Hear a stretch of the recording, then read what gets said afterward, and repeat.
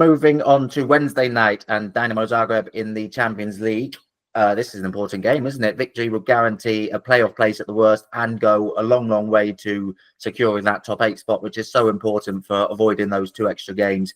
And also go a long way to meaning you could maybe rest 1 or 2 players against Girona in the final Champions League game as well. So it's a very important game, isn't it? Really important game, yeah. I mean, Dubai's on the line, and we know how important Dubai was to Arsenal last season. If they can do this and basically guarantee themselves a top 8 spot, then, you know, Dubai looks very, very realistic, which I think Mikel Arteta would absolutely love, because he loves it over there. And the fact that they're out of the FA Cup, if they don't have to play those 2 extra games, then there is a nice little space of time when Arsenal can use it to go away and have a bit of a warm-up for training camp, which they would absolutely jump at the opportunity to do. So it is a really big game for quite a few reasons for Arsenal. Obviously, you want to bounce back after what happened against Aston Villa. You're at home. You've been very strong in the Champions League at home over the last couple of seasons since returning to the competition. And you know, with all due respect to Zagreb, they're not the greatest of sides and the strongest of sides. So you'd hope that Arsenal are going to have enough to get past them relatively comfortably. It'd be nice to just have a comfortable win as well.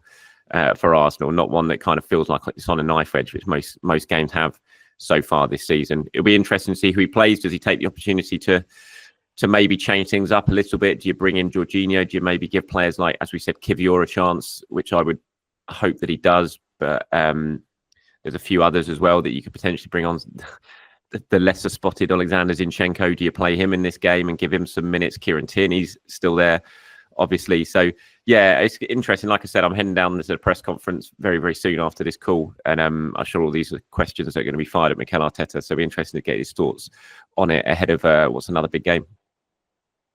Yeah, I mean, it's a difficult balance to strike because you've got this injury-ravaged squad, but as you say, a really important game. And on the flip side, not winning could be so damaging. 3 points between 3rd and 19th in the Champions League table. So it is a must-win game. They can't make too many changes.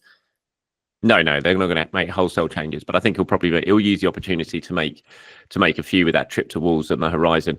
I mean, it's been a bit of a slog, this Champions League group so far, hasn't it? Or league, whatever you want to call it now. But this is the point where you think finally there's some jeopardy on these games, and it's actually going to get exciting, not just for Arsenal, but for everyone. I think it's been a weird format. I think we've all taken quite a while to get used to it, and I think we'll continue to get used to it over the next couple of seasons. But these are certainly the games now that you look at and think there's a lot riding on every single game because it's as tight as you said it is.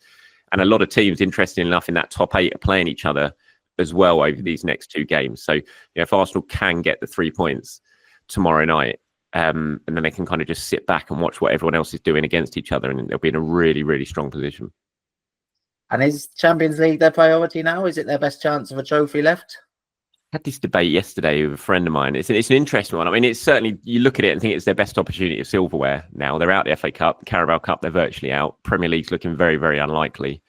And the Champions League, if they can get themselves through to the quarterfinals, then you've got a really, really good chance. You know, you're there. You're right in the latter stages of that competition, and it is a cup competition. Yes, you'll need a little bit of luck along the way, but it is just, you know, basically knockout football over 2 legs. And Arsenal do defend well, mainly, aside from 8 minutes against Aston Villa. And so there will be, I don't think any team in Europe will want to draw Arsenal in those knockout games. They'll be tough to beat over 180 minutes and tough nut to crack at the back. So I don't know about the priority, because I don't think they're ready to wave the white flag in the Premier League just yet. But I think it's definitely, you'd look at it and think it's definitely their best opportunity of getting some silverware between now and the end of the season.